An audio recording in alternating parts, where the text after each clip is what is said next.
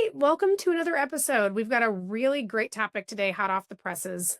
Yeah, we are stoked to talk to you about it. It is basically an entire podcast of figuring out where to start with getting found online, whether that's in search or in AI.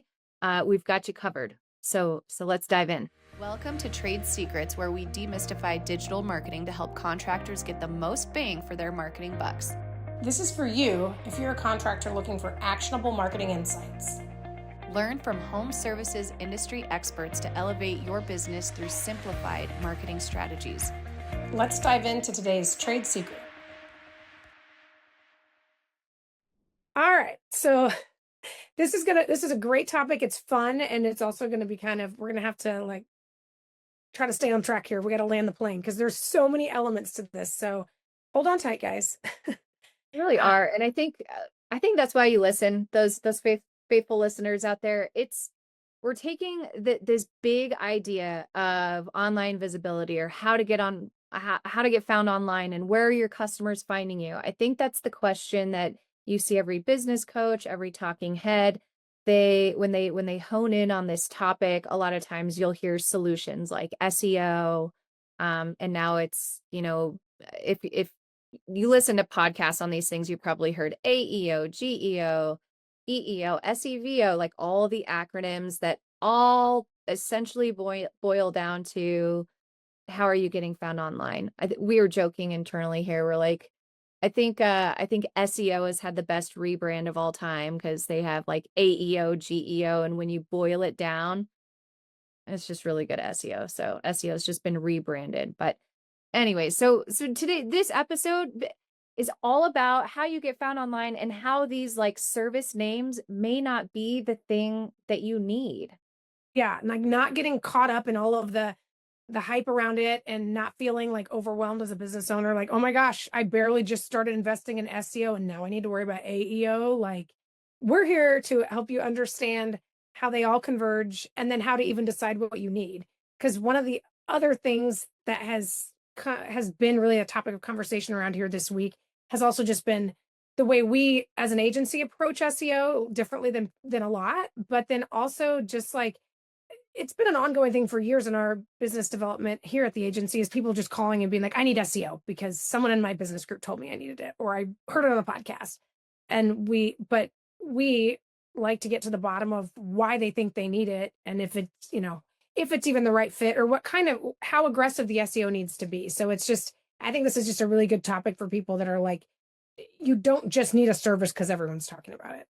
Yeah, and then let's say all right. It is a fact that all businesses need to be found online. You need to be visible. You need to be found online. That is a fact. Now, most cases, like you do need some support with that visibility, wherever it might be.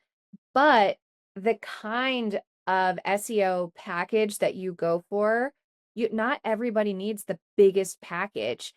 And it depends on your business and it depends on how you're currently viewed by search engines and if you're already showing up in AI or not. So that's part of like having a smart partner that looks at your online visibility and says, actually, you guys, you need to work on your brand. I can do SEO all day long and take service name plus the city you want to be in and write a bunch of copy for that. But you're not going to rank because right now Google doesn't trust you. Maybe that's as an example. But if you run into an agency and you're like, hey, I want to be visible on Google. I got to show up in AI. And they're like, great, I got a package for you. It's $3,100 a month, $3,400, $4,800, only $250. I've heard that, which is insane. But anyways, if they just say yes and they don't know shit about your business and they haven't investigated, I would run away because I wouldn't take a contract like that. I need to assess it. I need to look at, is your brand even trusted? Is your CEO even on LinkedIn? Sounds dumb, but there's actually a connection with trust and authority based off of the owner of a company having a profile on LinkedIn and who that person is connected to. So I don't want to play a game that I'm going to lose. I don't want to like set this agency up to be a bunch of assholes who fail because we didn't do our homework to look at what we were starting with a company. So that's tip number one. We can probably, Like, yeah, sign on the dotted line. Yeah, sorry. but yeah, you couldn't have said it better. Eloquent and hit the nail on the. Yeah, right. So what kind of online visibility do you need? Do I need the biggest SEO package? Do I not? All right, let's start there. Here's something we look at. What kind of business are you? If you are a GC or a custom home builder, you do renovations, additions, you probably don't, your customer and their buyer journey is not as transactional as like someone who's like roof leak. That person, they're clicking on the local 3-pack, whoever gets there the fastest has the business. But not if you're a GC custom builder, that's not you. So you care more about these longer tail, like these longer buying cycles. Like, where does your buyer start? What's that long phrase? Where do they even begin in their research process? And then it whittles down to finding you. But those two types of SEO, the map pack versus what's below it, those are two different paths. So you don't probably care about the local 3-pack the way a more transactional trades business would. So Yeah. at our agency, local SEO, that's that local 3-pack, those maps rankings, that package probably wouldn't be for you because that's that transactional part of the SERPs, which is huge for trades business.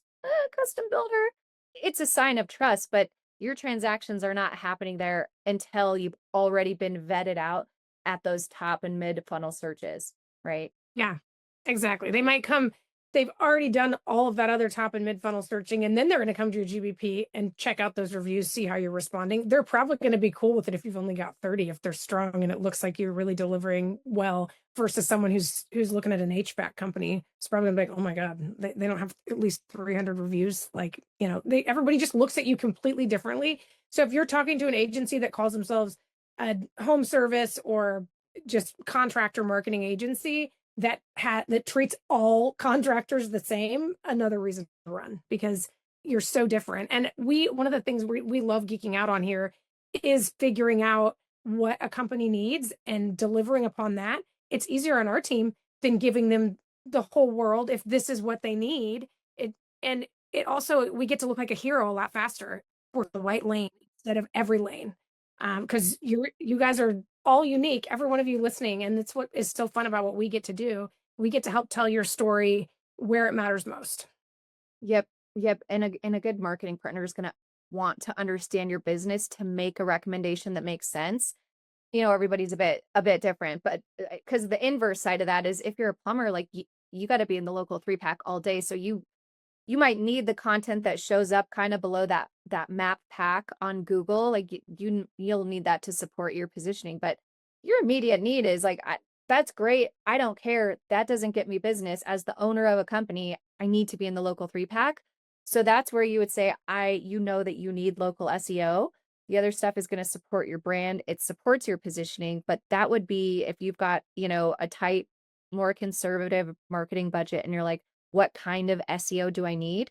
That would answer that question for you. That's where you start. You start with local SEO and then you kind of build from there. Now we get to get into the like nitty-gritty of some of that stuff. So you may want to start at local SEO. You may want those transactional searches, but what have you done to build your brand to have the trust to rank there? That's part of a foundational setup. That's part of like brand building, looking at your domain, looking at the content, looking at all your are you part of the BBB, the trust signals that Google looks at. And we say this on this podcast all the time, but if you have this basic understanding, then you'll understand why we do the stuff that we do to help you be found organically. But current algorithm is E.E.A.T. Google is looking at these 4 boxes when it's looking at you and assessing you and deciding if it's going to show you to people searching for your, whatever service location. They're looking at your experience, your expertise, your authoritativeness, and whether or not you're trustworthy. So those are the 4 buckets. And I think there's like a modification now. At our agency, we use Beat because we're looking at your brand, but your brand enforces the E.E.A.T. So anyway, if you think of everything that you do, if you Google your brand name right now, do you already rank number 1 for your brand name, or is it cloudy? Do you obviously have reviews? You guys know how critical reviews are, but if there's variations of your address, your phone number, your website changed, you had a rebrand, there's remnants of your old logo, but you don't tie it to your new brand on your new website, and the old website and the old URL is still live. Like, is that what's happening? Like, check yourself out. You have to fix those things first. That's that foundational part of getting found online. So this is why it's so hard to say, oh yeah, you just need local SEO, or you just need like a bigger SEO package where they're writing a ton of custom content for you.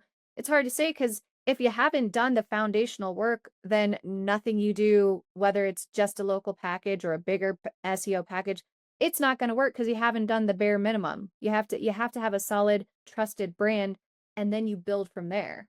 Yeah. So no matter who you go with, no matter who you hire, if that trust, if you're sure that that layer is the first layer of the cake, you're already setting yourself up for success. But if you are talking to an agency that seems to be skipping the line and wants to just talk to you really quickly about how they're going to start updating your GBP, but they haven't even gone in and fixed what's already there, and that all of your online citations don't all match and they're not consistent, you might as well just light some money on fire.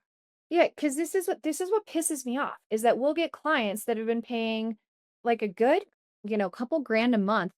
And then we go in and look at it, and they have their old website is like the second result next to their first one. Like, the agency is going by a checklist. They're not actually thinking about the brand. They're not protecting it. So, like, I am going to definitely toot the fuck out of our own horn. We actually dive in and care about your brand, and the way we do SEO, it future proofs your business, it future proofs your brand against any algorithm update, any AI update, because we're reinforcing those signals that matter and we're not gaming the system. So when you go to a checklist SEO company that's like, well, why are you mad? I did do 1 GBP post per week, and I did send you automated reporting, and I did show you a graph on this keyword that I told you that we would show you a graph on. Like, great, they're checking the list of the deliverables they said they would give you, but they are not looking at the big picture, and it's so annoying.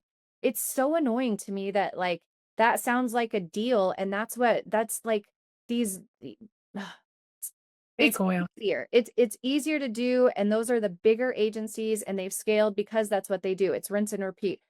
Follow my checklist, do the checklist, execute on it, tell them I executed on it. Next month, do the same thing over again. But they're not looking at what's happening. Are they telling you, you know what I noticed? I noticed that your About Us page views grew year over year. The time on that page grew year over year for this same time period.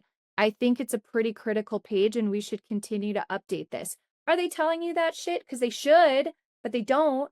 We do. We are not checklist marketers. And that's the biggest thing. If you even if you're starting out and you have a more conservative budget for online visibility, all right, fine. All right, fine. Go checklist marketer, but don't shoot yourself in the foot by not having a solid foundation and having a solid, like, brand, a trusted brand online before you start investing. Because then that checklist stuff is like, it only gets you so far.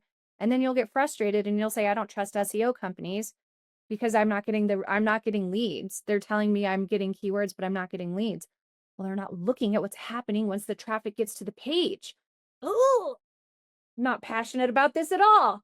Not at all. And as you're kind of talking about the foundation that we as an agency lay, like we don't talk about this enough, but the work that you put in from the very beginning to come up with, it's our own internal checklist that is so expansive that nothing gets missed. That is what differentiates us as an agency out the gate, is that expansive dive that we do to look at how they're showing up right now, what their competitors are doing, and, like, where the opportunities lie. Do you want to talk a little bit about, like, if somebody's already working with another agency and they're like, I think they did that for me, but how do I even know? Like, do you want to talk a little bit about maybe some smart questions they could ask? Obviously they can Google themselves, but, like, I don't know, just some tips that might help them, like, at least breathe a sigh of relief and, like, oh, they did do right by me, or maybe I need to rethink this. So here's the question, I guess. It's hard. Some of those that would be great. It's hard to identify what things that they could look at because I don't I don't know the ins and outs of like every SEO contract because agencies could be doing right by them, doing exactly what they said they were going to do. But the question is, are they more than just a checklist SEO agency? Because they could be executing the contract exactly as it's written.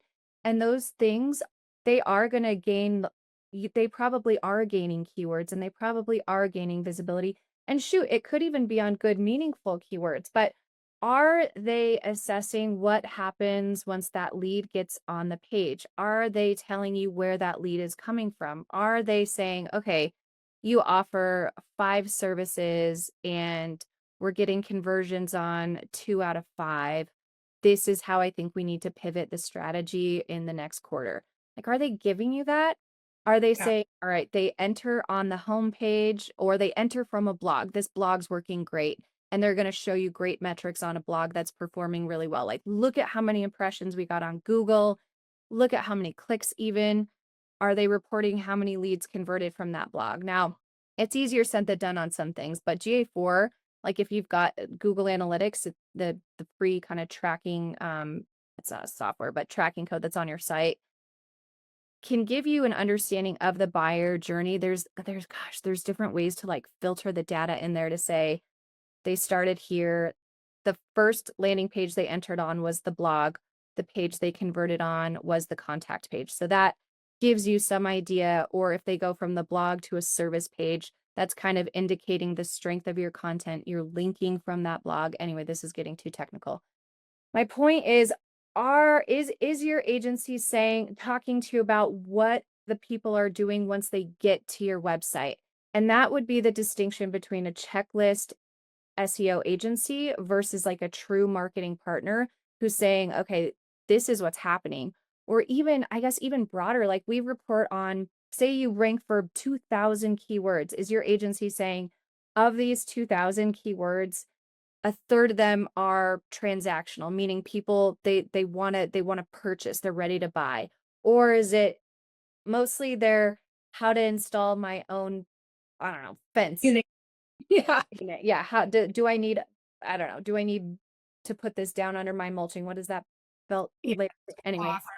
whatever it is, but are those conversations happening is the point. And that'll really indicate kind of if it's a checklist SEO agency or if it's someone or an agency that's trying to really build your brand, build your partnership and make the traffic that they're bringing through to your site, make it meaningful. We want it to be meaningful. Yeah. So I guess that would be the question. Are that, like, Yeah. how does this impact my business? Are you assessing how it impacts my business? Because our clients look to us like, I don't know, you tell me, you're the expert. And we do that because we're not checklist marketers. And I get real prickly when we get treated like checklist marketers by anybody. Yeah. Okay, and then what about, like, the other thing that I love that we were talking about is the foundation that should be there before you do spend a bunch of money on SEO, and what if, like, if you could spend money all the time on SEO, but if that foundation isn't there, it's probably not gonna be as impactful. Are there, like, a couple key things folks could look for to be like to feel like, "Okay, I've got consistency." Probably, like, making sure that if you had a former URL, it's no longer ranking for your new brand. Like, maybe just some easy things like that that to you seem normal, but like we've seen business owners who are really smart in their lane, but you hop on a discovery call with them and you uncover stuff for them. They're like, oh my gosh, no wonder I've been paying 3 grand for SEO for 5 years and it hasn't moved, you know? I mean, I know that's still so broad, so I'm sorry. I'm just thinking about how I know so many people are probably listening to this, being like, I don't know, do I have a good foundation? Like, Yeah, well, I guess, yeah, a great easy one, you mentioned it. Google yourself and see what pops up. I would say looking at your off-page profile. So when you Google yourself and you see like BBB, LinkedIn, Facebook, you should see your own website listed. Is the name consistent? And then, you know, are your profiles claimed? We create and claim on every platform under the hot red sun. So even if you don't use X, for example, did your SEO agency claim your X profile and set that up for you? Because that is a signal whether you post on it or not. It's part of your brand. You should claim your brand and say, this is me, this is me, this is me before somebody else does.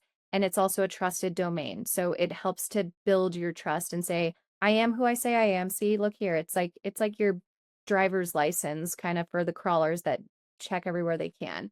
Those are just layups. And then take it a step further. If your agency is posting like your Google business profile posts, there's talk whether they actually do anything or not for ranking. For ranking, I don't know, but for engagement on your profile, I sure do know you can trust that. Like maybe you can't get reviews as quickly as you'd like, but you sure can keep your profile fresh and post on it. And you can share like your third party profiles on your GBP. So a really strong signal would be like sharing a post on your BBB profile and say, have you checked out our reviews on the BBB, and pointing to yourself. Those are all signals you can do. So those are some things you can do that are smart. Look at the footer of your website and look at your copyright date. If it does not say the current year, that is something that should be in SEO like 101. It's a trust marker. Like look at that thing. Look at your mobile site and look at your desktop site. When you go to your mobile site, are buttons too close together? That's something you can look at. The contrast on colors. If there's not high enough contrast, especially in 2026, accessibility is a huge thing. And when there's not high enough contrast, you're going to get dinged.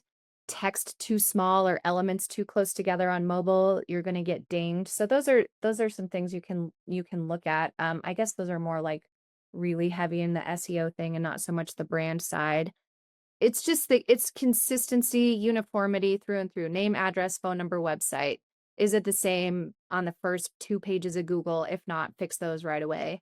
And then when you're in AI, ask about your brand and see what comes up. Ask for the best landscaper in, whatever, Madison, Wisconsin. And then if your whatever brands show up, if yours doesn't, say, okay, why didn't you list my company? And it'll tell you why. It'll say, actually, I've started going to Thumbtack because you can't game Thumbtack with reviews. And so for this query today, AI changes literally every day, every query. So there's no way to game that either, despite what is out there. You say, okay, why did you choose that? It's going to tell you, that'll give you some marching orders for reinforcing your brand, Yeah. It's And such a way to and it, like you said, it'll tell you. So you don't have to guess. It's not like with Google where you're like, why is this guy outranking me? And we have to kind of back into it. It'll tell you.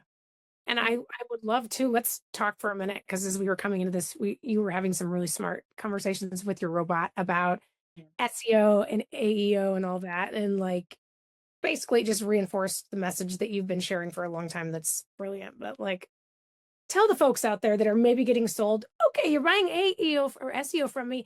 Now it's time to buy your AEO package. What's the take on that? yeah. So first, like, in case you've missed the other podcast on those acronyms. Okay, AEO, that's your answer engine optimization that's now being sold as a service. That's, you go on Google, you ask it something, and you get an answer in the AI overview section. That's an answer engine. So it gives you the answer. You're not having a conversation with it. Then there's GEO, generative engine optimization, and that's your back and forth with like Gemini, Chat GPT, maybe like Claude. I think there's Perplex. There's a whole bunch of them out there. Okay, so first, that's the acronyms. Second, that shit is just rebranded SEO. You cannot rank an AEO or GEO without technically sound SEO. So there's a couple things technically that you can do, but it's formatting your content in a way that those little robots like to read it, the LLMs, large language models. So it's just So if he's trying to charge you extra to do that, they just need to do that within their SEO contract. Is basically it needs to be a best practice for the way they're managing your SEO already. Is that a fair statement? Yes, ma'am. Yes, ma'am. You got it. And I don't want to denigrate SEO, but it's just putting lipstick on a pig. It's the same shit. It's still a pig. Aunque se viste un mono de seda, un mono se queda. You can dress a monkey in silk, but it's still a monkey. That's fucking what it is, I love that. You guys heard it here first. So Yeah. it's tough too, because we do have a bad, I don't know, there's a lot of people that think that we're a bunch of snake oil salesmen in the marketing world. And it's because of stuff like that. And I do think plenty of agencies that are maybe adding that to their service offering aren't trying to like pull one over on you. But the more we all dig in and figure out what the best practices is, we're all like, oh, there's like a light bulb that goes off like ding ding. We've already been doing that for SEO. Oh yeah, we already knew that was the best practice for SEO. So from our perspective, it feels disingenuous to charge extra for something that if it was done right for your SEO contract, it would already check the box for your AEO contract. Yeah, it would already be going in there, and that, and exactly, exactly. So we could go off on a whole tangent, but we have this huge matrix where we're like, okay, which one of these we have looked at this extensively, trying to figure out of all of the things that need to get done to appear in AI, which one of these does not fall simply in an SEO bucket or and you can break it out by local SEO, technical SEO. There is no one bucket that's like, oh, I guess there's one thing which is generating an LLMs.txt file that is specifically for AEO and GEO. And that's, I don't know how technical anyone listening is, but there's like a robots.txt file that basically tells search engines like, hey, you can look at this, you can't look at this. LLM, same thing. It's like, hey, AI, you can look at this, you can't look at this. You can block them from crawling certain things on your site, and you can tell them, hey, look at this stuff. So it's there's no proof positive that doing that even works, but that is the one, checkbox item that you could say in my AEO or GEO service, we're going to add an LLMs.txt file to your site. And it's like baked into half the SEO plugins anyway. So it still is in the SEO bucket. There you go. Well, and is it arguably if you've already done your TXT file properly, does it just format it differently for the LLMs and it's No, it does. It is a separate file and it's read separately specific and because it's written specifically for LLMs, but it's LLMs can read the robots.txt file. So I mean, yeah. it's definitely exploratory right now in our agency mastermind group. Like a whole bunch of us talked about it and people who have implemented it or not implemented it. And there was really nothing noteworthy, Mhm. from doing it. Maybe that'll change, but right now, Yeah. the way to future proof your business is to do good SEO and to have a strong brand and align your brand as an entity with like your GBP entity, align that with Wikipedia entities and be uniform across all places your brand is mentioned. And that's like literally the foundation of it. What we do is not, there's technical terms, technical jargon. It's not rocket science.